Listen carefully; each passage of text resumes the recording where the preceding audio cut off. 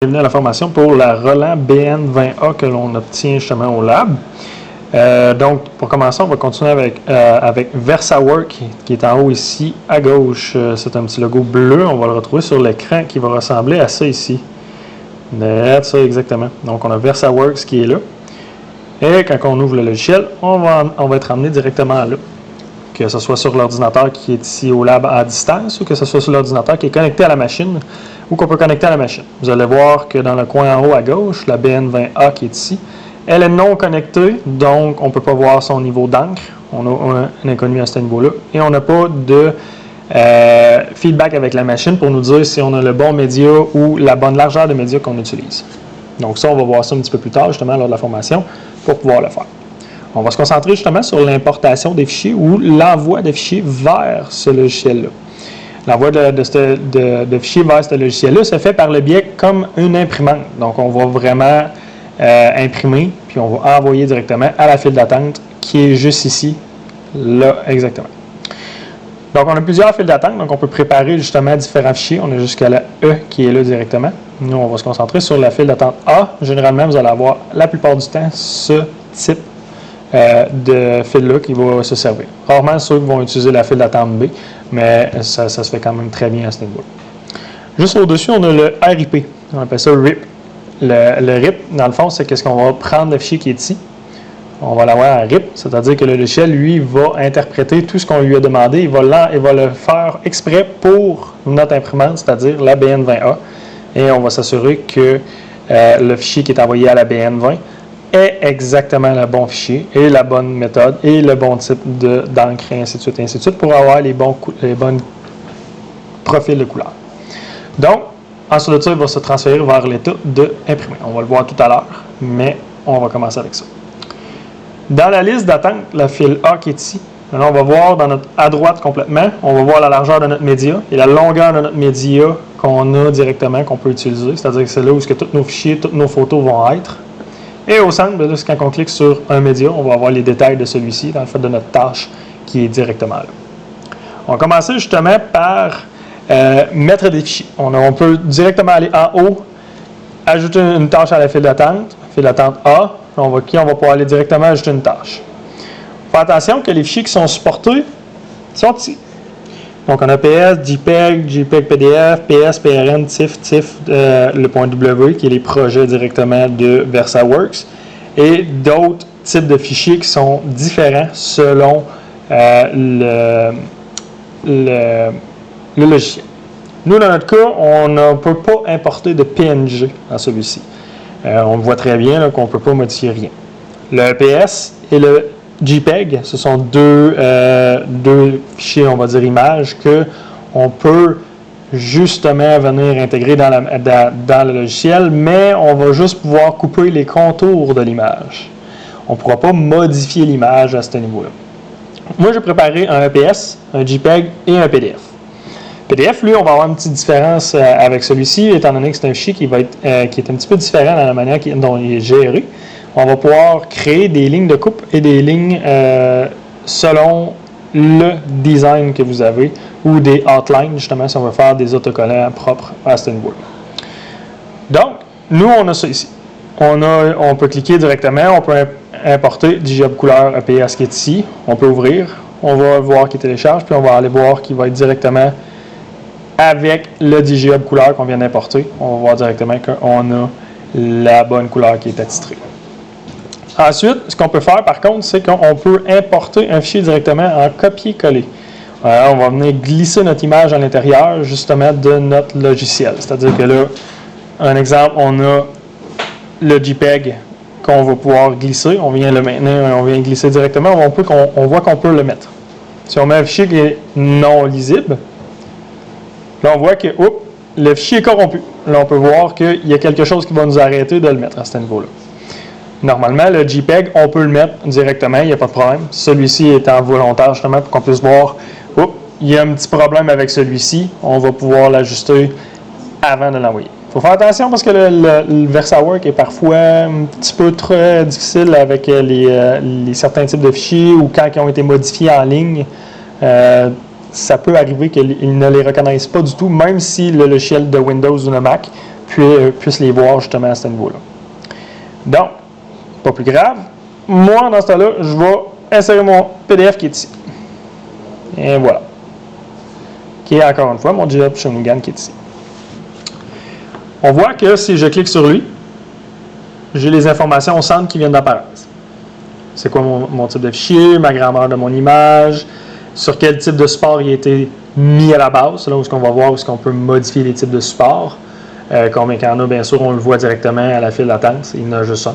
En dessous, si on regarde, on voit encore une fois la même chose. C'est juste que la taille est beaucoup plus grande. La résolution de notre PDF était supérieure à celle du EPS, à ce qui a trait justement des images. Il faut prendre en compte que justement la Roland ne fait pas qu'aussi imprimer, elle fait aussi de la découpe. On peut avoir une image ou un fichier qui ne fait que de la découpe. On peut lui demander ça directement. C'est pas plus grave que ça, on n'est pas obligé. On va toujours y aller avec ce que vous voulez faire à ce niveau-là. Donc, si on continue, on va aller voir du GitHub qui est ici. Si on double-clique, ou on vient aller jouer dans les paramètres de notre impression, on va cliquer, nous autres, on va double-cliquer. On va avoir les paramètres de la tâche. Là, on va voir qu'on a une panoplie de choses qui existent ici. Là, on va faire attention, justement, ça va être important. On a la première chose qui, on va essayer de l'agrandir un petit peu pour se donner un petit peu plus d'espace à ce niveau-là, pour bien comprendre qu'est-ce qu'on fait. Encore une fois, on a notre largeur de matériaux qui est là.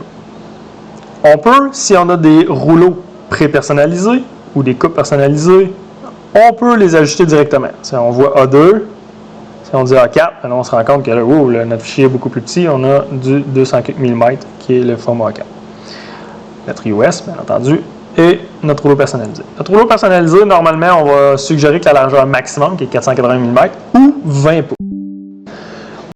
Justement que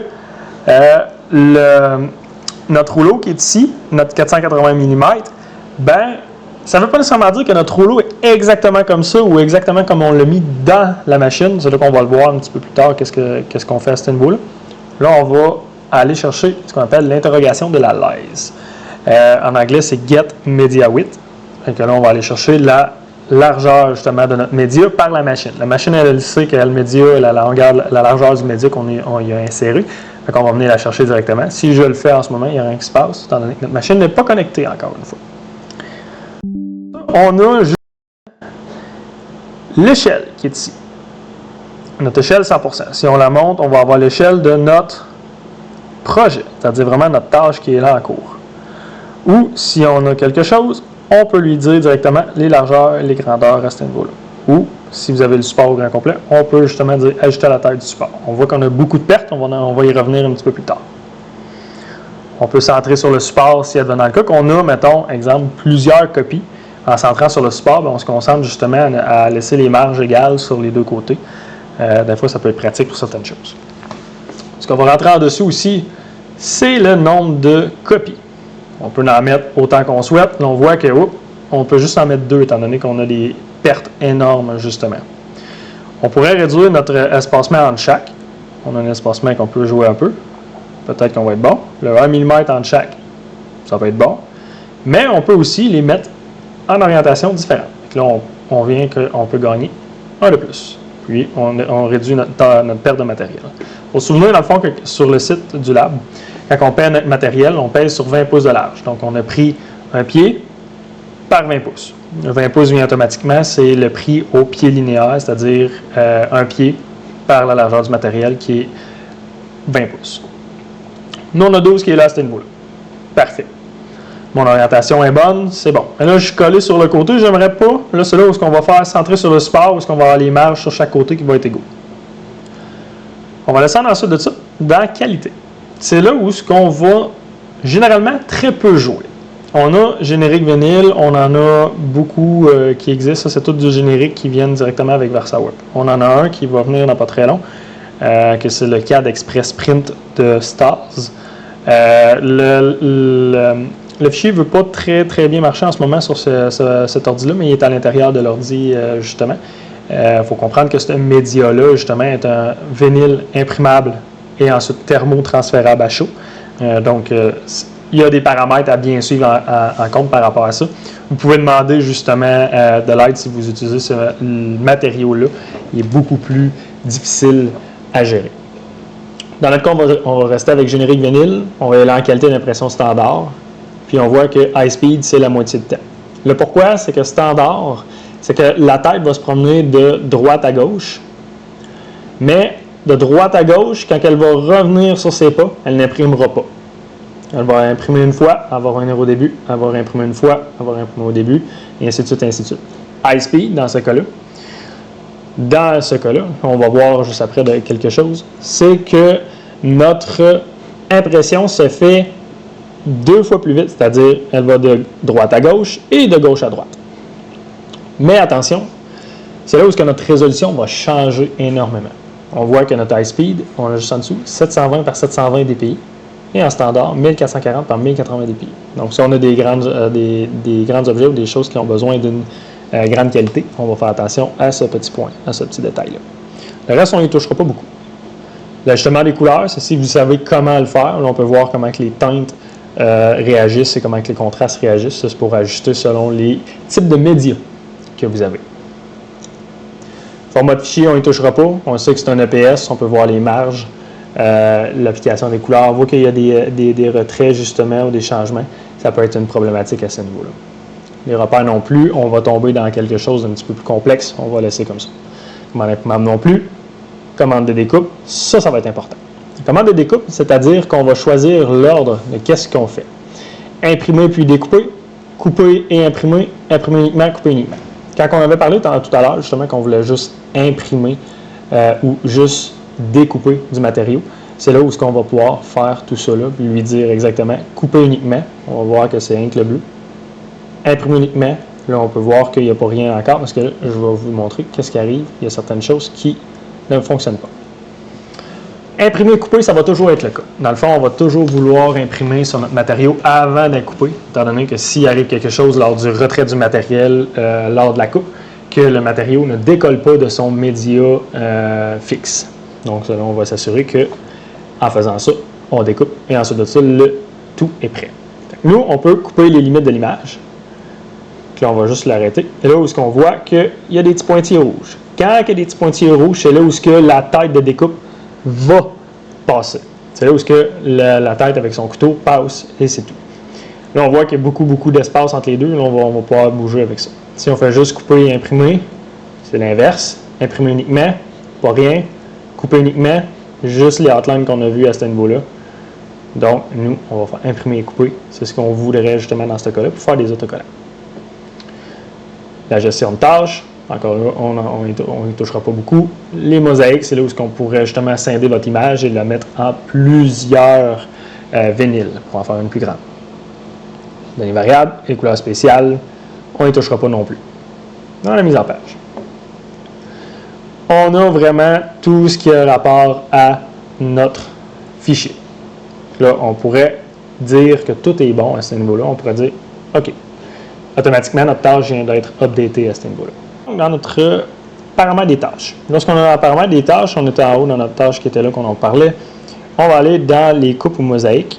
Et c'est là où on va vouloir justement enlever les marges qui sont sur le côté qui n'ont aucun bon sens pour gaspiller autant de matériel. C'est là où on va couper l'image. Là où on va s'ajuster justement pour dire OK, qu'est-ce qu'on fait? Là, on voit que là, on est capable de rapetisser. Puis là, on peut voir qu'il y a des petits points rouges. Des fois, on peut les pogner. Des fois, non. Ça dépend des fois. Des fois, ça marche très bien, d'autres fois que non. C'est là où on va pouvoir jouer avec. En décalant aussi, c'est là où on peut pouvoir s'ajuster pour lui donner exactement ce qu'on veut, que l'on essaie d'en enlever, on peut en enlever, là on voit qu'on essaie d'en supprimer. On va se tasser encore une fois. Moi je trouve que ça c'est bon à ce niveau-là. On va faire la même chose dans ce sens-là. Essayer de réduire. Et là on pourra dire que c'est coupé. Là en faisant dans la mise en page, c'est là où on voit que on a réduit énormément notre quantité de autocollants. Je rappelle encore une fois qu'on recommande dans la coupe, couper les limites, oui on l'a activé, imprimer, couper, encore une fois, OK. Et là on a réduit notre matériel de beaucoup. C'est ce qu'on souhaitait depuis le début, ce qui est merveilleux. Donc, ensuite de ça, si notre matériel est là, on va le vérifier aussi sur la machine. Un coup qu'on va préparer notre machine par rapport à notre matériel, on va revérifier ça encore une fois. Si on prend l'exemple du PDF qui est ici, on peut faire exactement la même chose avec, si on revient dans nos paramètres, ça va revenir exactement au même directement. C'est là où on ajuste le tout en fonction de ça. Par contre, PDF, là où on a des options qui sont apparues. Le Job Assistant et créer un motif. Nous autres, on peut directement aller avec Job Assistant. Ce que ça va faire, c'est qu'on va venir jouer avec pour pouvoir créer, par exemple, des assortiments, des coins ronds, des outlines selon la grandeur et tout, et des commandes de découpe particulières. Donc, dans notre cas, nous autres, on pourrait dire qu'on vient créer une ligne de coupe pour faire le contour. On veut couper ou perforer, là, c'est nous qui décidons qu'est-ce qu'on veut faire, le type de contour. C'est le contour, est-ce que c'est le contour découpé ou est-ce que c'est les fenêtres de délimitation? Nous, on peut regarder c'est le contour directement de l'image. Est-ce qu'on coupe l'intérieur ou juste l'extérieur? Nous autres, on pourrait couper juste l'extérieur, pas besoin de couper l'intérieur des lettres. Les formes de coin, on pourrait les mettre arrondies, bien sûr. Ça serait super le fun. Et on pourrait faire un décalage qui est justement à l'intérieur. On va juste se faire un petit peu un dézoom à ce niveau-là. On pourrait faire ça. On pourrait dire environ 3 mm d'épais. Là, il faut faire attention qu'il y a certains types de PDF qui n'aimeront pas ça, justement, faire ça. On peut accéder à ce matériau-là, mais ils n'aimeront pas. Par contre, ce qui est le fun, c'est qu'on peut créer, dessiner ou même former manuellement.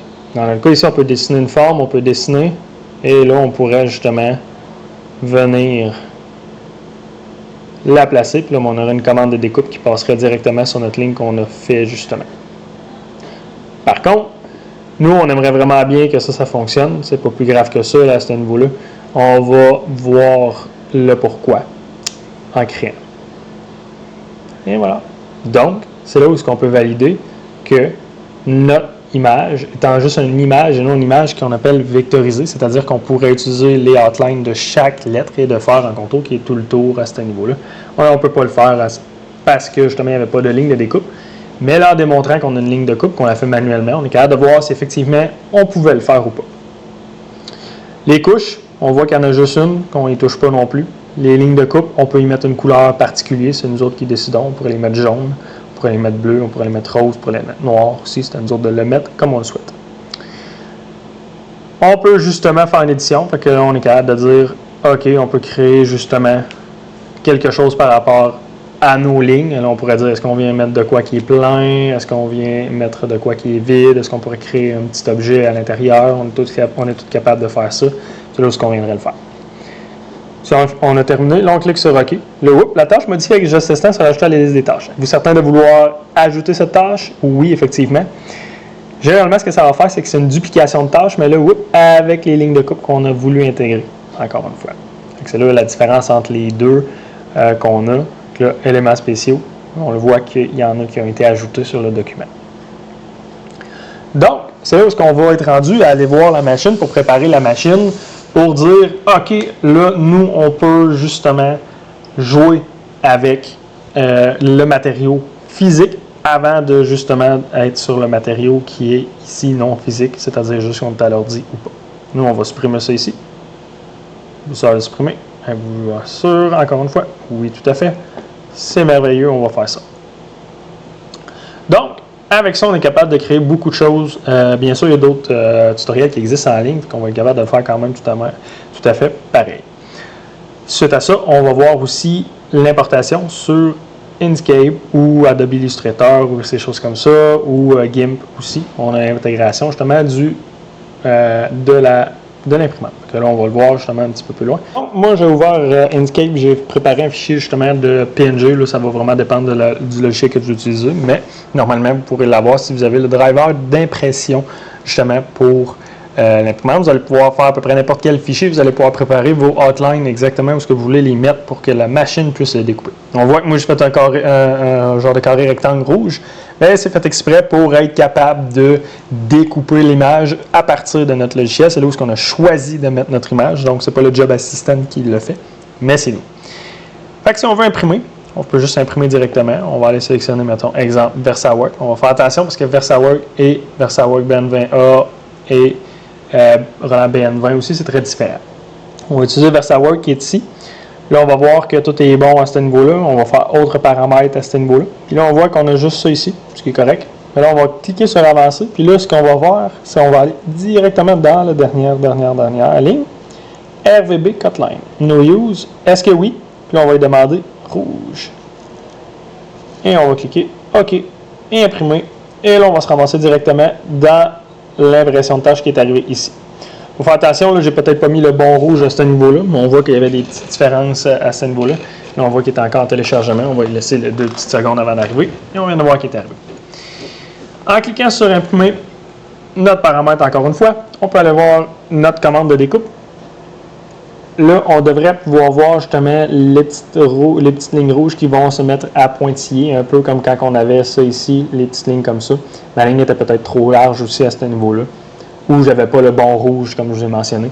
Ça prend le rouge exact, le 255-00. Là, on a exactement le rouge parfait. Donc, s'il n'est pas reconnu comme faux, on peut utiliser le noir aussi, ce qui est quand même très très facile. Faut faire attention si vous avez beaucoup de lignes noires, sinon ils vont essayer de compris, un peu comme la coupe. Fait qu'il faut faire attention. Donc, dans mon cas qui est là, on pourrait revenir en arrière, on pourrait aller dans Inkscape qui est ici. On pourrait prendre ma ligne qui est là. Pour un contour à ce niveau-là, on va aller voir le contour qui est ici, qui est en rouge. Là, on peut voir que RVB, là, on pourrait aller 2,55. 2,55,0. Fait que là, automatiquement, on se trouverait exactement dans la bonne couleur. Donc, on pourrait revenir, on confirme 255 exactement. On va refaire imprimer. On va aller rechercher notre VersaWorks, notre autre paramètre, dans Avancer, dans RVB Cutline. On se rappelle que j'ai choisi RVB justement pour avoir les bonnes couleurs. Rouge 255, vert bleu, et voilà, R255. Et on va essayer. OK, imprimer. Là, on va aller directement là. Il y a un deuxième qui vient d'apparaître. Là, whoop, ça vient de changer. On va le supprimer. On va comprendre pourquoi. Si on arrive à l'intérieur, c'est là où on peut voir que là, whoop, automatiquement, lui est reconnu comme étant une ligne de coupe, étant donné que c'était la bonne couleur. Donc là, c'est très important justement de mettre les bonnes couleurs et d'agencer le tout ensemble pour que ça se suive. Donc avec ça, on est capable d'imprimer. On pourrait dire OK. Avec lui, on envoie à l'impression, puis on se prépare à ça. Donc, moi, je vais supprimer. On va se préparer pour faire les autoconnects qui sont ici. Donc là, on va aller se préparer pour ça. On va connecter la machine. L'USB, on va le brancher directement à l'ordinateur. On va se rendre compte que justement, l'alimentation secondaire est off, mais que le petit crochet vert vient d'allumer. C'est-à-dire que là, il y a une connexion qui est établie entre l'imprimante et non. Donc là, ce qu'on va faire, c'est qu'on va se déplacer vers le bouton de marche arrêt de la machine, puis on va venir juste le partir. Juste un petit clic, on va l'entendre. On va en avoir un petit bout, on a à peu près pour 3-4 minutes de préparation, on va la laisser faire. La machine est complète, elle vient de finir tous ses bruits, inquiétez-vous pas, tous les bruits qui s'émanent de la machine, c'est tout à fait normal, faites-vous-en pas, ça prend environ 2 à 3 minutes, là, ce setup au complet, elle fait tout son matériel. Vous allez voir à ce moment-là que dans l'écran, justement, l'installation est incomplète. Là, lorsque l'installation est incomplète, mais là, vous avez justement les niveaux d'encre qui sont là. Normalement, vous ne devriez pas toucher à ça, mais ça vous donne une indication de l'état. L'installation incomplète veut dire que le matériel n'est pas chargé dans la machine. C'est-à-dire qu'on ne sait pas qu'est-ce qu'on y a mis, elle ne le sait pas non plus. C'est là où on va aller vers la machine, puis on va aller préparer ça ici pour pouvoir ajouter notre matériel. Prendre en compte que nous, normalement, la machine est tout le temps setupée avec le rouleau pour faire des autocollants. Le 3 millième d'épais, c'est le A Rafale qui est déjà directement sur la machine, qui a 20 pouces, lui, absolument direct. Nous, ce qu'on va faire, c'est qu'on va venir la préparer, on va voir, dans le fond, qu'est-ce qu'on va toucher pour pouvoir justement faire le setup complet. Fait que là, première étape, ce qu'on va faire, c'est qu'on va venir ouvrir le panneau du devant. On va vérifier, dans le fond, que les petites languettes de métal soient vraiment à bonne position pour justement entrer notre matériel qui va être en arrière justement ici. Prends en compte, on va pouvoir l'enlever à ce niveau-là. Il faut faire attention de ne pas toucher avec ses doigts au centre justement de notre rouleau, car les traces de doigts justement vont affecter la capacité du rouleau à imprimer, la qualité aussi à ce niveau-là, fait qu'on ne veut pas gaspiller du matériel non plus. Fait qu'on va y prendre chacun de notre côté, puis on va pouvoir justement le mettre à l'intérieur. Prendre en considération qu'il faut faire attention, il y a des petits glissoirs sur le côté qui sont vraiment à côté ici, qui sont là, qui vont déplacer une des deux languettes en fait. On va avoir la languette qui va être près de la tête d'impression, qui va toujours être à droite, qui va toujours être fixe. Par contre, celle de gauche, elle est mobile dépendamment du matériel dans lequel que vous mettez dans la machine. Donc là, le but, ça va être d'insérer le matériel, qui est quand même un petit peu touché étant donné qu'on essaie d'y aller tranquillement sans toucher nécessairement notre matériel. Là, on va commencer à la voir apparaître en dessous sur notre machine. Là, ce qu'on fait, c'est que là, on peut la tenir au centre, mais pas très loin, mais on va faire attention pour pas aller non plus. On va coller notre matériau aussi pour qu'on soit sûr que notre matériel suive.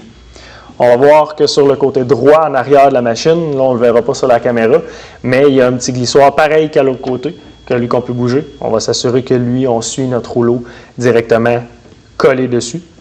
Et on va s'assurer aussi que la petite languette qui est à l'intérieur, là on ne la voit pas très bien, mais la petite languette, justement, on va s'assurer que le matériau soit en dessous de la languette et que le rouleau, il y a un petit rouleau justement qui est à l'intérieur, qui est une petite roulette, il y en a deux.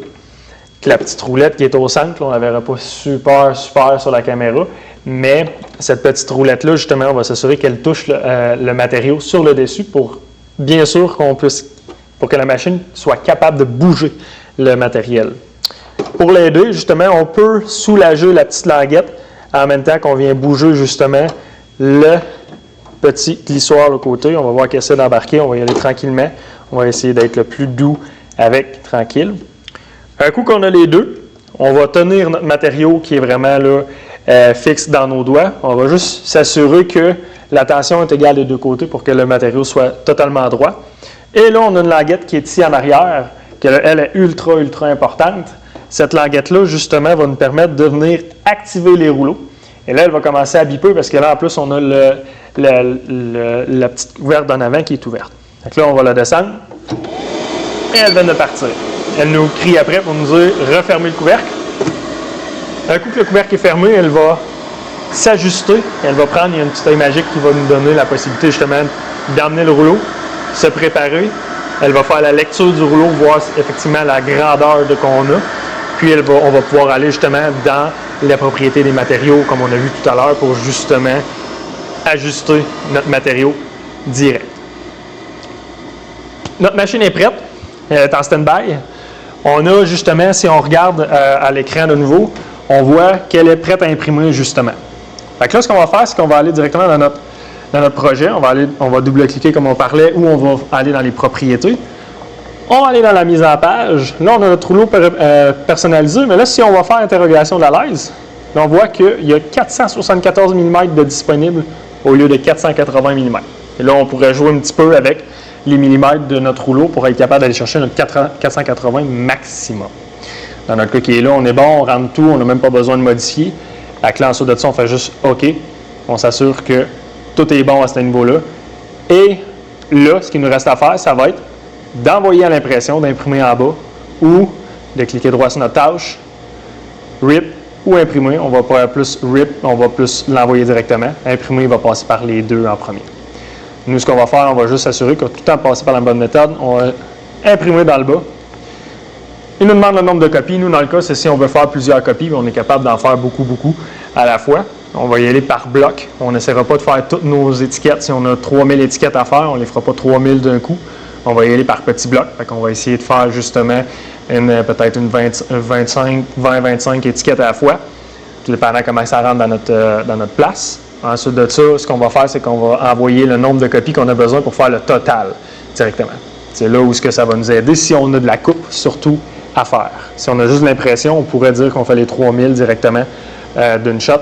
Ça va juste sortir et s'accumuler au bout lors de la sortie de l'imprimante. Là, ce qu'on fait, on l'imprime une fois, on va appliquer. Là, on voit qu'il est en RIP, qui va attendre justement de te faire imprimer. On lui laisse un petit moment justement pour se préparer. Puis ensuite de ça, il devrait y aller dans pas très long à ce niveau-là. Fait que là, on va prendre une petite pause en attendant, laisser le temps. On va regarder la machine travailler. Tout se fait normalement là, à ce niveau-là. Là, on voit que ça a pris pas trop de temps. Fait qu'on va voir que la machine va se préparer et va commencer à imprimer. On se rappelle aussi que l'imprimante, dans le fond, on l'avait mis sur qualité standard. Donc, on se rappelle que la tête va passer de droite à gauche, va revenir à sa position et va réimprimer une nouvelle couche. Quand on est à high speed, on perd de la qualité, mais on peut imprimer de droite, gauche, gauche à droite, et ainsi de suite, et ainsi de suite, et ainsi de suite, pour gagner de la vitesse, mais on en perd beaucoup en qualité. Fait que là, on va voir l'approche au matériel. Un coup qui est prêt d'avoir son bon matériel, va à côté de l'œil magique, sait où ce que son matériel est, va commencer son impression, et là, on la laisse aller jusqu'au bout, à ce niveau-là. On va voir le résultat final dans pas très long.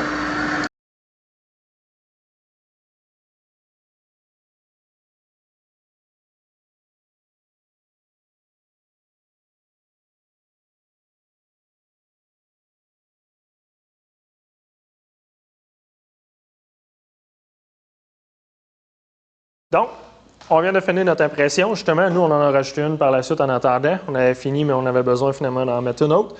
Mais c'est pas plus grave. Fait que pour justement enlever notre matériel, pour le laisser glisser un petit peu plus bas, on va vraiment descendre notre petite languette qui est en arrière qu'on a fait. On va venir justement, juste le sortir un petit peu. On va venir prendre le couteau, puis on va venir couper justement pour enlever le tout.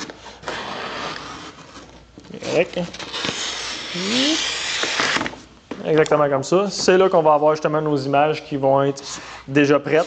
On se souvient que justement tous les côtés sont coupés. On va pouvoir prendre une tranche, on va prendre les ciseaux, on va pouvoir enlever les étiquettes et on va pouvoir les donner par la suite. Nous, dans ce cas-là, on peut le mettre de côté. Ce qu'on va faire ensuite de ça avec la machine, c'est qu'on va juste ramener le matériel à l'intérieur de celle-ci. On ne le ramènera pas, on va le laisser à travers les deux petites languettes. On les laisse comme ça. Quand on est prêt à fermer la machine, on va maintenir justement le bouton en bleu, puis elle va éteindre seule. Et voilà. Fait que là, on vient de s'assurer. On débranche notre ordinateur, puis après ça, on est prêt justement à partir, là, étant donné que l'ordinateur qui est là. Si vous avez des fichiers que vous ne voulez pas que les gens puissent utiliser, repartez avec. C'est sûr que ça va être bien important, sinon ben, c'est pas plus grave. Vous pouvez le laisser là aussi. Nous, on fait des ménages de temps en temps. Fait que c'est ça. Merci pour la formation et on va vous voir justement au lab là, comme d'habitude. Merci.